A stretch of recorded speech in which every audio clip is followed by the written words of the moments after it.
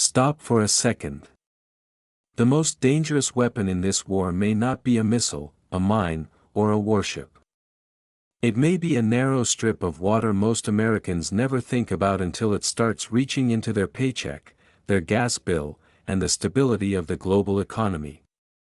Before we go any further, subscribe to the channel and support our work, because this story is exactly why serious, honest analysis matters right now. Hello and welcome. I'm Alex. For years, I've studied the intersection of economics and politics, and today, we break down what's shaping our world. The Strait of Hormuz is not just a waterway. It is one of the pressure valves of the modern world economy. And when that valve is squeezed, the effect is immediate, global, and deeply political. That is why Donald Trump's move toward announcing a coalition to escort tankers through the Strait of Hormuz is not a side story in a distant regional war. It is the story. It is where military power, oil dependence, market fear, and presidential credibility all collide in one narrow corridor. Let's be very clear about what is happening here. People hear the word Hormuz and picture a place far away, buried in the geography of the Middle East. That is the first mistake. Hormuz is not far away when crude oil jumps. It is not far away when shipping slows. It is not far away when insurance premiums rise, supply chains tighten, and energy traders start pricing in panic. In a global economy built on movement, choke points matter more than distance. One narrow passage can hold the breathing rhythm of the entire system. That is the raw reality Trump is confronting. Iran's pressure on the Strait of Hormuz is not simply a military move. It is a financial strike against the structure of global dependence. Tehran understands something many casual observers do not. You do not need to overpower the United States in a traditional battlefield sense if you can make the world economy feel unstable, expensive, and vulnerable. You do not need total control of the sea. You only need to inject enough risk to make normal trade feel like a gamble. That is how asymmetric power works in the 21st century. It does not always destroy the system. Sometimes it just makes the system pay. And once that happens, the damage spreads fast. Oil markets do not wait for total catastrophe. They move on expectation, not just on confirmed loss. If traders believe a major artery is under threat, prices begin climbing before supply is fully cut. That fear then travels into real life. Higher crude becomes higher fuel. Higher fuel becomes higher freight. Higher freight becomes more expensive food, goods, travel, manufacturing, and household pressure. This is how a conflict in one region enters the kitchen table economy of the United States. Quietly at first. Then all at once. That is why Trump's coalition idea matters. On the surface, it sounds like a security mission. Escort the tankers. Protect the route. Reassure markets. Restore order. But underneath that military language is a deeper truth. This is an attempt to defend the operating logic of the global system itself. For decades, the United States has projected more than force.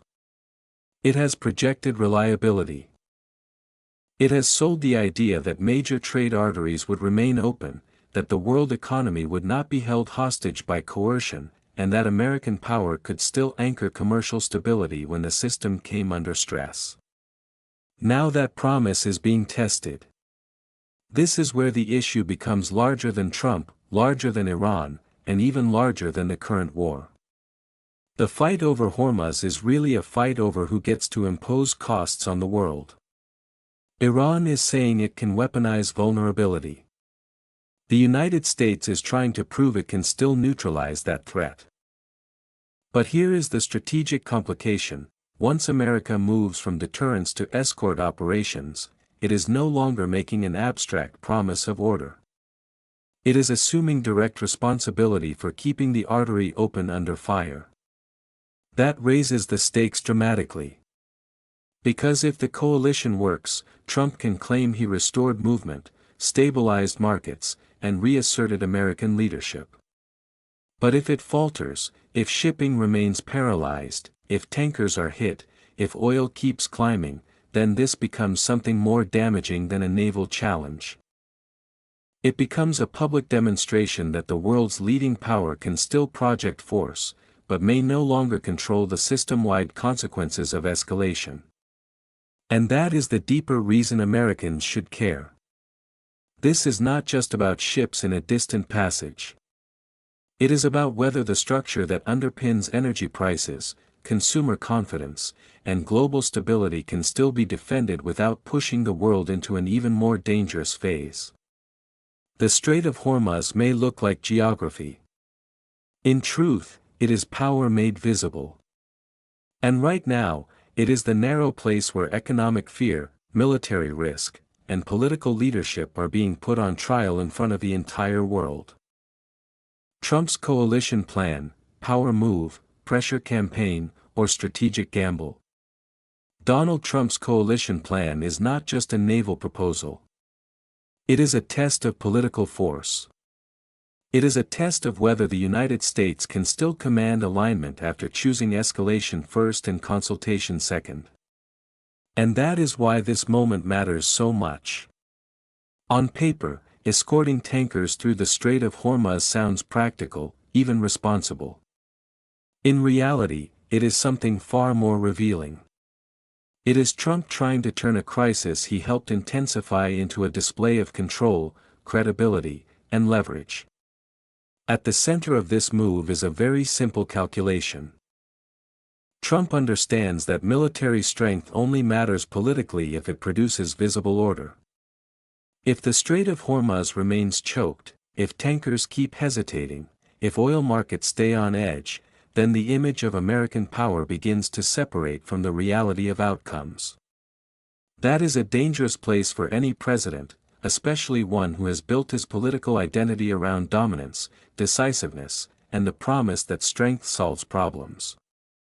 The coalition, then, is not only about protecting ships. It is about protecting the idea that American pressure still works.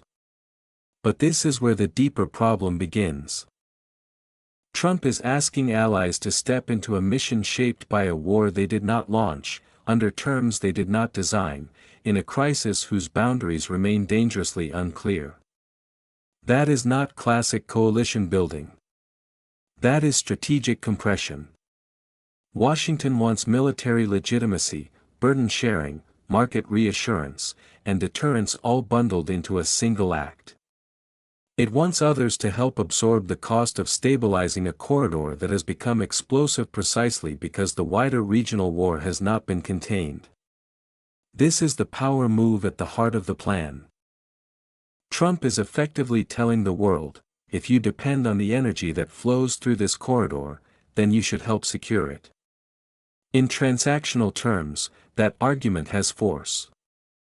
It appeals to fairness. It appeals to realism. It appeals to the view, common among many Americans, that allies have grown too comfortable relying on the United States to police the foundations of global trade while contributing too little when the risk becomes real. That message is politically potent at home because it frames Trump not as reckless, but as a leader demanding that others finally pay their share. Yet international power does not run on transaction alone. It runs on trust, timing, and legitimacy. That is where Trump's method becomes a pressure campaign. He is not presenting this coalition after building quiet consensus and shared ownership. He is pressing partners in public, criticizing those who hesitate, and signaling that reluctance may carry consequences for the future of the alliance itself. That may create fear, but fear is not the same as strategic unity. Countries can be pushed into symbolic cooperation. They are much harder to push into genuine commitment when they believe the political liability may outlast the military mission. And then there is Trump's own contradiction, which hangs over this entire effort like a crack in the foundation. He has demanded support for securing the Strait of Hormuz, while also suggesting that maybe the United States should not even be there because America has plenty of oil. That is not just a messaging problem. It is a strategic liability. If the mission is essential, it cannot sound optional. If it is optional, it cannot be sold as a test of Allied seriousness. A coalition requires a stable theory of purpose. Right now, Trump is mixing two incompatible narratives, that Hormuz is a global necessity, and that the United States itself may not truly need it. Allies hear that. Markets hear that. Adversaries hear that too. The domestic motive is impossible to ignore. Rising energy costs are not abstract. They hit gas prices, freight, food, and public confidence. Trump knows that a president can lose control of the political narrative very quickly when an overseas conflict starts showing up in the cost of living. So the coalition is also an economic shield, or at least an attempt at one. It is designed to project motion before the financial damage hardens into public anger. In that sense, this is not only foreign policy. It is inflation management through force projection. Still, the greatest risk in the plan is mission drift. Escort operations sound limited until the first convoy is struck, the first tanker burns, or the first Allied vessel comes under attack. Then the coalition is no longer escorting commerce. It is managing escalation in real time. At that point, every country involved has to answer the same brutal question: are we here to protect trade, or are we now part of a wider war with Iran? That line may look clear in briefing rooms. In the water, under pressure, it can vanish in minutes. So what is Trump really doing here? He is making a wager. He is betting that visible action can restore deterrence, that public pressure can overcome Allied hesitation, that markets will reward movement, and that the coalition will project strength without triggering a deeper spiral. That is a very ambitious bet. It could work in narrow tactical terms. But strategically, it remains unstable, because it asks one operation to do too much at once. That is why this coalition plan should be seen for what it is: part leadership play, part burden transfer strategy, part economic emergency response, and part high-risk gamble. If it succeeds, Trump will claim he forced order out of chaos. If it fails, it will expose something far more serious than a gap in naval coordination. It will expose the limits of pressure politics in a crisis where control is already slipping. Allies resist, why Britain, Germany, and Europe are pushing back. What we are watching now is not just hesitation from allies. It is a warning flare from the Western alliance system itself. Britain, Germany, and much of Europe are not simply dragging their feet on Donald Trump's call to help secure the Strait of Hormuz. They are signaling that the United States is running into a deeper problem: power without consent is becoming harder to convert into strategy. That is the real meaning of this pushback. From Washington's point of view, the case looks straightforward. A critical maritime artery is under threat. Global energy flows are at risk. Major economies depend on stability in the Gulf. Therefore, allies should help. That logic has surface appeal. But London, Berlin, and other European capitals are not rejecting the importance of the problem. They are rejecting the political structure of the response. They do not want to be folded into a military framework that they did not design, did not authorize, and do not fully trust. That distinction is everything. Britain has tried to walk a very careful line. Keir Starmer understands that the Strait of Hormuz matters. He understands what prolonged disruption means for energy markets, for inflation, for consumer confidence, and for already fragile economic stability. But understanding the stakes is not the same as endorsing the method. Starmer's insistence on a viable plan reflects something deeper than caution. It reflects the reality that Britain cannot afford to drift into a wider war just because the United States is impatient for visible support. In today's political climate, symbolic loyalty is not enough. The risks are too high, the legal basis matters, the exit strategy matters, and the domestic consequences matter. Germany is even more direct. Friedrich Merz and German officials are effectively saying that this is not NATO's war, and that phrase carries enormous weight. NATO is a defensive alliance. It is not supposed to become a cleanup mechanism for every crisis that follows a unilateral or semi-unilateral escalation. Berlin is making a structural point, not just a tactical one. If the United States chooses a path without full Allied consultation, it cannot then automatically convert the alliance into a burden-sharing machine once the costs begin rising. That is not partnership. That is after-the-fact pressure. And Europe sees that clearly. This is why so many governments across the continent are resisting Trump's tone as much as his request. Public pressure may play well in American political theater, but in alliance politics it often backfires. Leaders in Britain and Germany do not want to appear as if they are taking orders under duress, especially in a crisis with such high military and economic volatility. The more Trump publicly questions Allied resolve, the more politically expensive it becomes for those allies to cooperate on his terms. What Washington may see as hard bargaining, Europe often sees as humiliation wrapped in urgency. There is also a strategic memory at work here.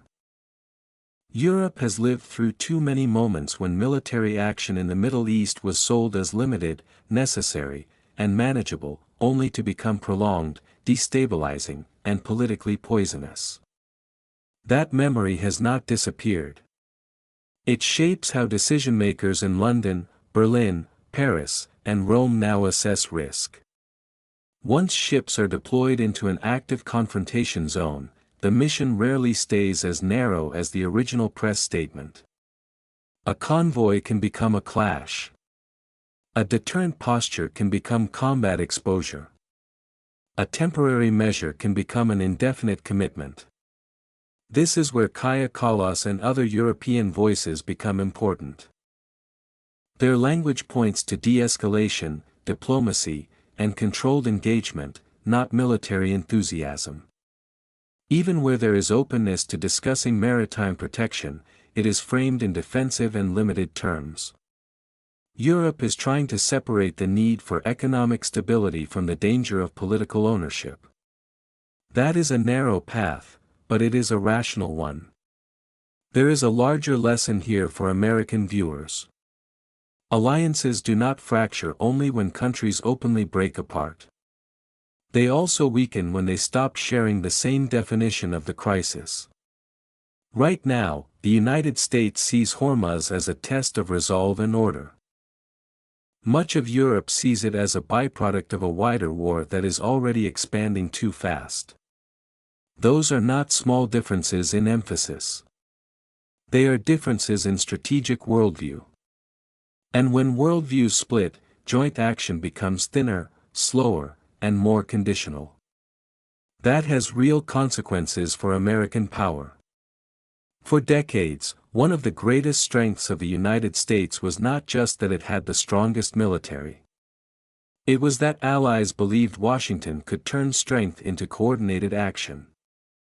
That belief is now under strain. If Britain and Germany are this wary at a moment of clear global energy danger, the message is unmistakable: confidence in American judgment is no longer automatic. And that may be the most serious development of all.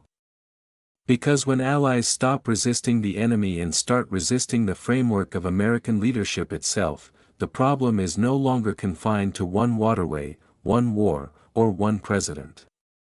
The problem becomes systemic. It touches the future of NATO, the credibility of deterrence, and the ability of the West to act as a coherent bloc under pressure. So Europe's pushback should not be dismissed as weakness or indecision. It is a sign that the political cost of following Washington has risen sharply. And if that trend continues, the United States may still lead with force, but it will do so with fewer willing hands on deck and far less strategic trust than before. The real battlefield: oil, insurance, shipping, and the global cost of fear. The real battlefield in this crisis is not only in the sky over the Middle East or in the waters around the Strait of Hormuz. It is inside the pricing system of the global economy. That is where the real shock is spreading. It is moving through oil contracts, tanker insurance, freight schedules, investor psychology, and consumer costs. And that is exactly why this confrontation is so dangerous. You can rebuild a damaged ship. You can repair a port. But once fear gets inside the financial bloodstream of the world economy, the damage multiplies faster than most governments can control. That is the hard truth too many people miss. Markets do not wait for a full collapse before they react. They move on perceived risk. They move on probability. They move on the fear that tomorrow may be worse than today. In a crisis like this, oil traders do not need to see every tanker stop to start pricing a supply shock. Insurance firms do not need total war to raise premiums. Shipping companies do not need certainty of attack to delay routes, cancel movement, or demand higher protection costs. This is how modern disruption works. The threat itself becomes an economic weapon. And that is why the Strait of Hormuz matters far beyond military maps. It is one of the most sensitive pressure points in the global energy system. If confidence in that passage breaks, the world does not need an official embargo to feel the pain. The market begins imposing its own penalty. Prices rise because access looks fragile. Shipping costs rise because transit looks dangerous. Capital becomes more cautious because exposure looks wider than yesterday. This is not just a military contest. It is a battle over who gets to define the cost of normal economic life. Iran understands that logic. It does not need to defeat the United States in a conventional naval showdown to inflict damage. It only needs to make the flow of commerce look unsafe, expensive, and unstable. That is enough to shake the system. In strategic terms, this is the power of asymmetric pressure.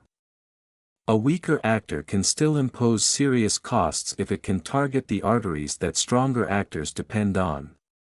Oil infrastructure, maritime routes, and commercial confidence are all part of that battlefield. This is where insurance becomes one of the clearest warning signs. Most people do not think about maritime insurance until a crisis hits, but insurers are often among the first institutions to translate military danger into hard financial reality. When insurers raise war risk premiums, they are effectively telling the market that normal assumptions no longer apply. That change matters because it affects every decision downstream. Tanker operators hesitate. Charter rates rise. Cargo movement slows. Importers rethink timing. Energy buyers pay more. The higher cost is then passed along, layer by layer, until it lands where every American can feel it: at the gas station, in airline tickets, in shipping heavy goods, in grocery logistics, and in inflation expectations. This is why fear is so expensive. It does not stay where it starts. It spreads through systems. And the danger here is not isolated to the Strait of Hormuz alone. When related infrastructure comes under pressure, the market reads it as a wider pattern. Fujairah matters for that reason. So do attacks on major energy-linked facilities and strategic sites across the region. The market does not look at these events one by one the way a news ticker does. It connects them. It asks whether the wider Gulf Energy Corridor is becoming a zone of persistent disruption. Once that question enters the market seriously, every asset connected to energy security begins carrying a heavier risk burden. For the United States, this has deep political consequences. Americans do not live in crude oil futures markets, but they absolutely live inside the results. If oil remains elevated, it hits transportation. If transportation gets more expensive, it pushes through supply chains. If supply chains tighten, inflation pressure returns through channels that no speech from Washington can quickly reverse. This is how foreign conflict becomes domestic frustration. Voters may not follow the language of maritime risk, but they understand when the cost of living rises again. That is why Donald Trump's coalition plan, whatever its military rationale, is also a race against economic contagion. The White House is not only trying to protect ships. It is trying to contain the spread of fear through the market system. But here is the deeper problem: military escorts can reduce physical danger, yet they cannot instantly restore trust. Confidence is slower to rebuild than convoy schedules. If drones still fly, if infrastructure still burns, if shipping remains hesitant, then the market will keep charging the world a crisis premium. So this is the real battlefield, not only sea lanes, but price formation, not only warships, but risk models, not only security doctrine, but household economics. The struggle now is over whether global commerce can still function under pressure without fear becoming permanent. And if that fear hardens into a lasting condition, the cost will not be measured only in oil barrels or damaged hulls. It will be measured in inflation, slower growth, political anger, and a growing sense that the world's most important systems are becoming harder to stabilize, even for the most powerful country on earth. What happens next? Strategic scenarios, risks, and the future of American leadership. What happens next will not be decided by one announcement, one warship, or one news cycle. It will be decided by whether the United States can turn pressure into structure before pressure turns into drift. That is the real strategic question now. Because once Donald Trump announces a coalition to escort tankers through the Strait of Hormuz, the crisis enters a new stage. The argument will no longer be about whether the danger is real. The argument will be about whether American power still knows how to manage danger without multiplying it. There are only a few plausible paths from here, and none of them are simple. The best-case scenario is limited success. The coalition forms, enough countries participate to create credibility, tanker traffic begins to move again, and the market starts to believe that the corridor can function under pressure. In that case, Donald Trump will claim vindication. He will say he acted where others hesitated, forced movement where others offered caution, and restored a measure of order to a crisis that was starting to bleed into the global economy.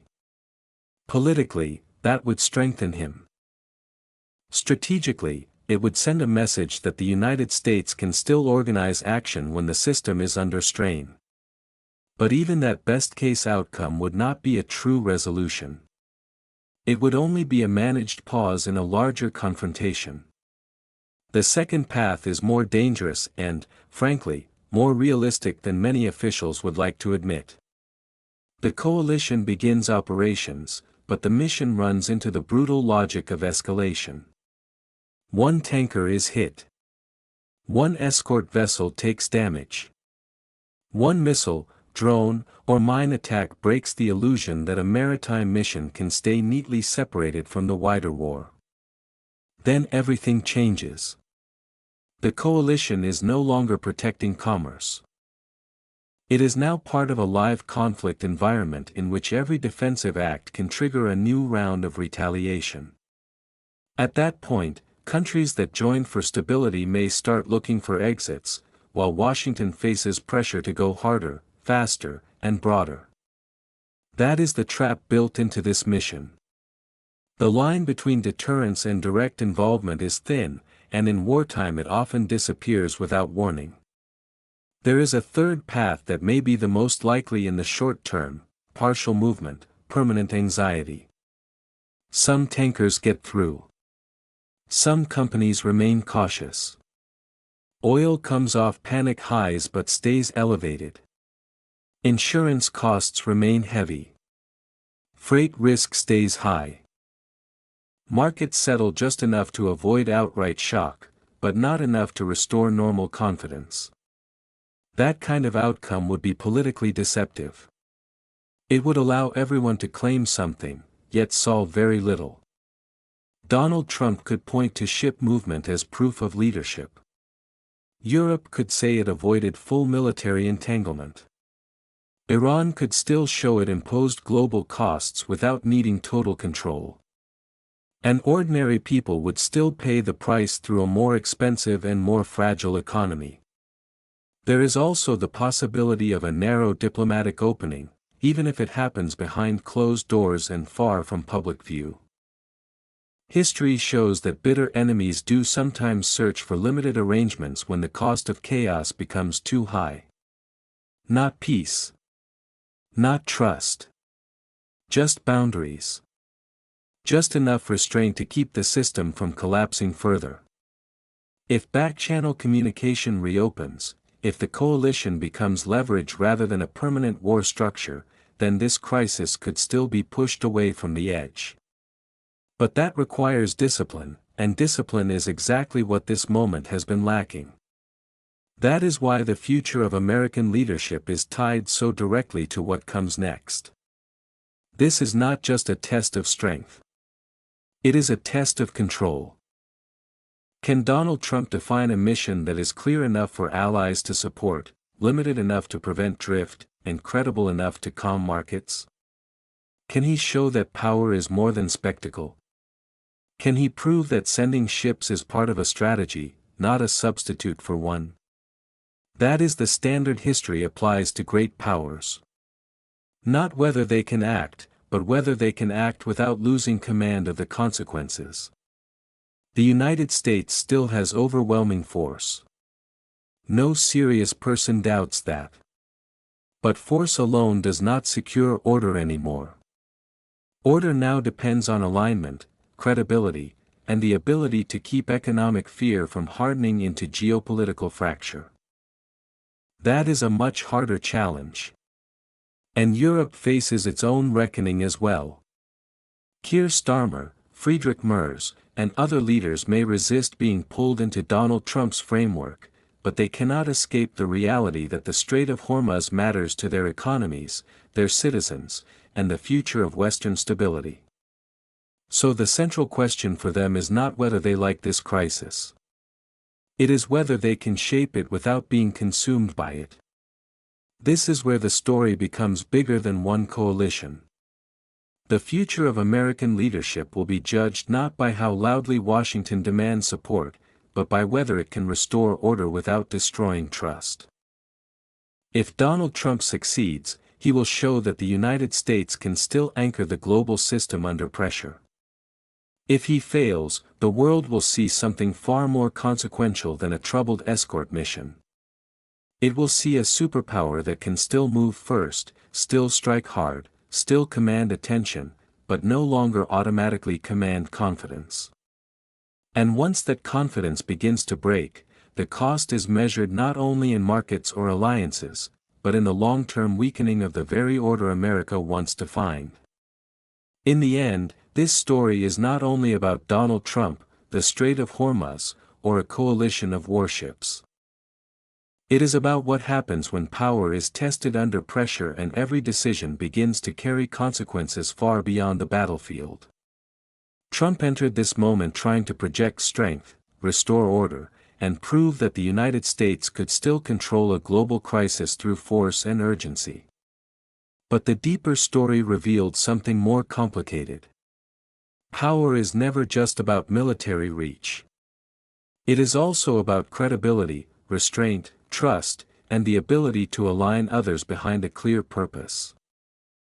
As the crisis widened, The real fault lines became visible, allies hesitated, markets shook, oil became a weapon, and ordinary people once again stood to pay the price for decisions made at the highest level of power. That is what makes this story so important. It shows that in the modern world, a narrow waterway can become the center of a global stress test, and one leader's strategy can ripple through energy prices, alliance politics, and the daily lives of millions of families. The deeper lesson is simple, but powerful: strength without clarity creates instability. In politics, business, and everyday life, acting fast is not enough if you do not know where your actions will lead. Pressure can force movement, but only wisdom creates lasting stability. For all of us, the practical lesson is this: before making a major decision, ask not only whether you can act, but whether you understand the system you are affecting. In our own lives, that means thinking beyond emotion, beyond pride, and beyond short-term wins. It means understanding consequences, protecting trust, and making choices that create real stability instead of temporary control. Now here is a quick question for you. Do you believe strong leadership in a crisis should act first and build support later? A. Yes, decisive action matters most. B. No, real leadership must build trust first. Comment A or B below. And what is your own view on Trump's strategy, America's role, and the future of global stability? Share your thoughts in the comments so everyone can read and learn from each other's perspective. And if you value this kind of sharp, honest analysis, subscribe to the channel and support us so we can keep bringing you stronger content ahead.